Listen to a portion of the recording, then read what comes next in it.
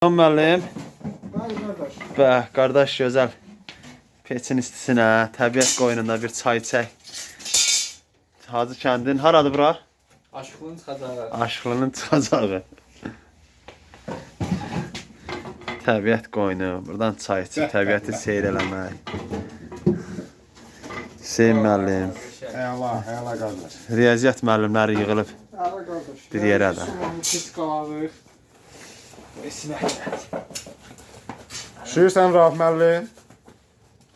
Bax mənim dallar oldu. Müharibə görmüş müəllim. Odun istisinə qızınmaq başqa Müəllisin ləzzət. gəlir.